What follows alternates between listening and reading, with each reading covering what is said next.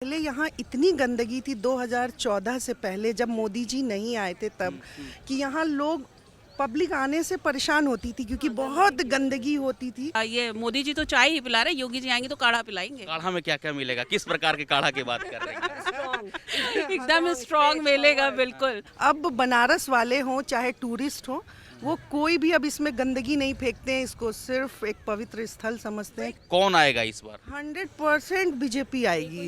ये तो नहीं है, ये तो कोई सोचने की बात है या पूछने की बात नहीं है। मोदी जी ने ही आना है, वो जब तक हैं वो ही रहेंगे और आगे भी उन्हीं की पार्टी का कोई रहेगा। यहाँ पे आके गंगा किनारे जो सुकून मिलता है, जो यहाँ की खूबसूरती है, जो नेचर है, वो एकदम अब दिल में समा जाता है। पूरी रात आराम से घूम सकते हो, कोई प्रॉब्लम नहीं है।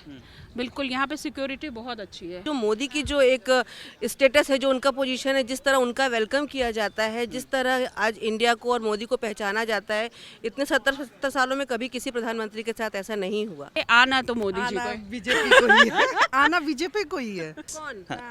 मोदी नहीं तो फिर कौन? कोई है आपके पास? हमारे बनारस का उन्होंने बड़ा कल्याण किया है, तो हम तो भर के वोट उन्हीं को करेंगे। और पूरा BJP बनारस, और पूरा BJP यूपी के पास ना बहुत चेहरे हैं, बिल्कुल लिख लो स्टैम्प पेपर पे, मोदी ही आएंगे। Modi ji is the best. उनसे उनके आगे तो कोई है ही नहीं। आप कोई फेस देखते हैं क्या मोदी जी से आगे, उनके सामने, उनके विपक्ष में? अब खासकर बात करें मैम गंगा घाटों की, और जिस तरीके से प्रधानमंत्री मोदी ने योजना निकाला गंगा के सफाई को लेकर, तो नमामि गंगे योजना के तहत क्या गंगा घाटों की सफाई हो रही है? क्या जिस तरीके से पहले स्थिति कैसा था 2014 से पहले गंगा घाटों का, अब कैसा स्थिति है बनारस से गंगा घाटों का? गंगा घाट की जहाँ तक बात करें, वो तो इतना प्राचीन है, हमेशा से बहुत अच्छा रहा है, लोगों ने हमेशा इसको प्यार किया है और सफाई तो बहुत अब रहने लगी है। पहले लोग खुद भी कहीं भी कचरा फेंक देना, कहीं भी चाय का कुल्हड़ फेंक देना, लेकिन अब पब्लिक खुद ब खुद सोचती है कि हमें यहाँ गंदगी नहीं करनी है, खुद ब खुद सफाई में लग जाती है। अपने कहीं गंदगी देखती भी है तो कम से कम उठा के फेंक देती है। मोदी ने तो जो किया सो किया ही, लेकिन साथ साथ पब्लिक के मन में जागरूकता भी पैदा की है। ये बहुत बड़ी एक उपलब्धि है।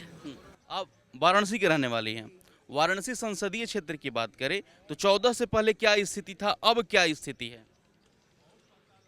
स्थिति में अंतर तो बहुत आया, एक या दो गिनाना तो शायद नहीं पॉसिबल है, लेकिन अंतर आया है, हर चीज में अंतर आया है। चाहे साफ सफाई में हो, चाहे मैं ऐसे ही बोल रही नहीं मैं बात प्लीज हंसने वाली बात नहीं है, डिस्कशन कर रहे हैं। मैं एक्चुअली क्या है, सबसे पहली बात ये है ना कि पहले तो लोग इस घाट को जानते भी नहीं थे। 2014 से पहले हम यहाँ बनारस के लोग हैं और हमारा क्या है ना कि हम यहाँ आने से भी डरते थे, हमें पता ही नहीं था। उनके आने के बाद ये जो आप ब्यूटी देख रहे हैं, ये जो लोगों को देख रहे हैं ना, ब्यूटी बिल्कुल देख सकते हैं आप, चीज़ों को देख सकते हैं। तो ये चीज़ें उनके आने के बाद हुई हैं। हमें ये उन्होंने सरप्राइज़ दिया कि आपके शहर में ये भी एक गुमशुदा सी चीजें थी जो अब आपके लिए हैं। ये तो वाराणसी का प्राचीनतम चीज है मैम। है लेकिन नहीं है, लेकिन इसको कोई मतलब आता नहीं था ना। हम लोकल लोग हैं, हमें पता है कि हम इधर आना ही नहीं चाहते थे पहले, लेकिन अब इन चीज़ों को बना के गंगा आरती शुरू करने के बाद, वो योगा सेंटर शुरू करने के बाद, योगा सेंटर कहाँ पर है?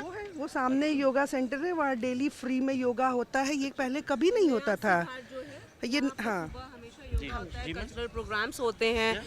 जो नया 80 घाट बना हुआ है, यहाँ पे हमेशा प्रोग्राम्स होते रहते हैं। डेली सुबह योगा होता है, फ्री ऑफ कॉस्ट, कोई पैसा नहीं लगता है। आप कोई भी आके अपना स्वास्थ्य लाभ ले सकते हैं।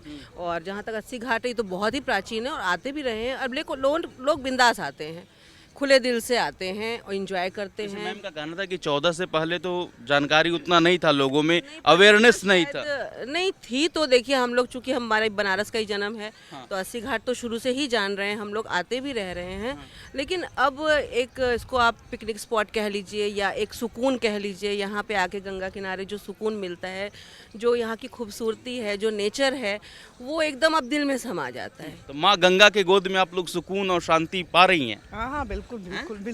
लेकिन जिस तरीके से कहा जाता था मैम कि बहुत गंदगी है, पहले जो कहा जाता था कि गंदगी है, मैं बता रही हूँ कि पहले यहाँ इतनी गंदगी थी 2014 से पहले, जब मोदी जी नहीं आए थे तब, कि यहाँ लोग पब्लिक आने से परेशान होती थी क्योंकि बहुत गंदगी होती थी। लेकिन उनके आने के बाद जब वो सफाई की तरफ लोगों को जागरूक किए, स्वच्छ उसके भारत बाद मिशन जो यस चला था। यस उसके बाद से ये सब जो भी आप देख रहे हैं ये उसके बाद का चेंजेस है और बहुत ज़्यादा चेंजेस आए हैं बनारस वालों के लिए तो, क्योंकि ये एकदम डेड था, मतलब कोई यहाँ आता जाता नहीं था, लेकिन जब वो आए, अब उस चीज़ों को बनाया, ये आरती के लिए बनाया, तो टूरिस्ट के लिए भी एक हो गया ना, टूरिस्ट के लिए एक दशाश्वमेध घाट था बस, अब 80 घाट भी फेमस हो गया है, तो हमारे लिए तो बहुत बड़ा चेंज आया है। बहुत बड़ा चेंज आया मैम। तो इस बार भी चुनाव है, 2024 में लोकसभा का इलेक्शन होने वाला है, प्रधानमंत्री का चयन होगा। आपके क्षेत्र से तो खुद मोदी जी सांसद हैं, तो क्या लग रहा है 2024 का चुनावी माहौल क्या है, कौन आएगा इस बार? 100% बीजेपी आएगी। ये तो नहीं है, ये तो कोई सोचने की बात है या पूछने की बात नहीं है। मोदी जी ने ही आना है, वो जब तक हैं वो ही रहेंगे और आगे भी उन्हीं की पार्टी का कोई रहेगा। मे भी योगी जी रह सकते हैं। अच्छा, तो मोदी जी आने वाले हैं, आप बोल है ना, अभी चाय पीजिए, बाद में काढ़ा पीजिए। सुन रहे कि नहीं आप? योगी जी तो चाय ही पिला रहे, ये मोदी जी तो चाय ही पिला रहे, योगी जी आएंगे तो काढ़ा पिलाएंगे। काढ़ा में क्या क्या मिलेगा, किस प्रकार के काढ़ा की बात कर रहे हैं? एकदम स्ट्रॉन्ग मिलेगा, बिल्कुल। फिर ये बुलडोजर भी चलेगा, सब कुछ होगा, जितना चल रहा है ना उससे भी 10 कदम आगे होगा। उनके अगेंस्ट वही बोलेंगे जो कि गलत होंगे, जो गलत होंगे वही उनके अगेंस्ट होंगे और कोई नहीं। अच्छा, शुभ नाम क्या है मैम आपका? वर्षा। वर्षा जी, मेरा सवाल है कि आप बहुत बढ़िया बोल रही हैं, 14 के बाद से गंगा घाटों पर, खासकर वाराणसी में 14 के बाद क्या बदलाव देखने को मिला आपको, जब से मोदी जी सांसद आप बने? बस यहाँ से आगे आप जितने घाट हैं चले जाइए, आपको बिल्कुल कोई जवाब देने की ज़रूरत ही नहीं है, इतना खूबसूरत है। आप देखें यहाँ जो लोग बोटिंग कर रहे हैं, इतना सुकून मिलता है। आप यहाँ के हैं, बाहर के हैं? मैं बाहर का हूँ, दिल्ली से आया हूँ। हाँ, दिल्ली से आए हैं, आपने अभी बोटिंग करी कि नहीं? नहीं, बस आप एक बार यहाँ से जा करके, बस ज़्यादा नहीं, आप दशाश्वमेध घाट तक चले जाओ, शाम को आरती देख लो, फिर आपको किसी से कुछ पूछने की ज़रूरत ही नहीं है, आप खुद ही बोलोगे। बिल्कुल, आप एक बार जाके देखो। सुंदरता के साथ साथ यहाँ के लोग भी बहुत अच्छे हैं। यहाँ के लोगों में गालियाँ देते हैं ना, गालियों में भी उनके प्यार ही होता है, दरअसल वो उनका तरीका है अपना प्यार जताने का।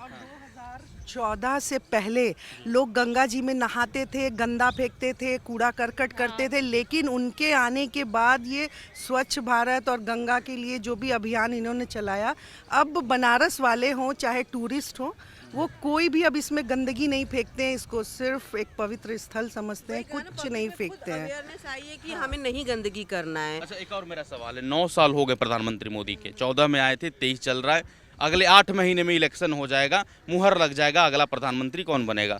तो 9 सालों में प्रधानमंत्री मोदी के काम को आप कैसे देख रही हैं?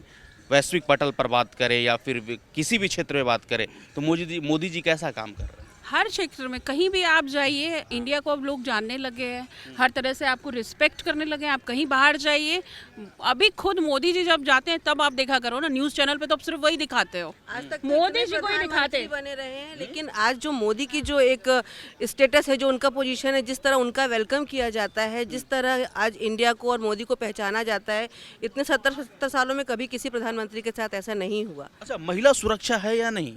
बहुत है। रात में आप बनारस तो आप समझ लो कि आप पूरी रात आराम से घूम सकते हो, कोई प्रॉब्लम नहीं है।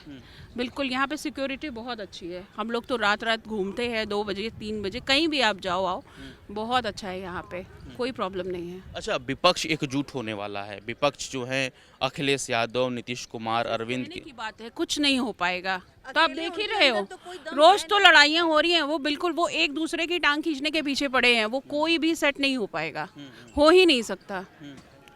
एक आदमी के बीच में पीछे 20 लोग पड़े हुए हैं, वो 20 भी तो एकजुट हों तब तो, कभी नहीं हो पाएंगे वो।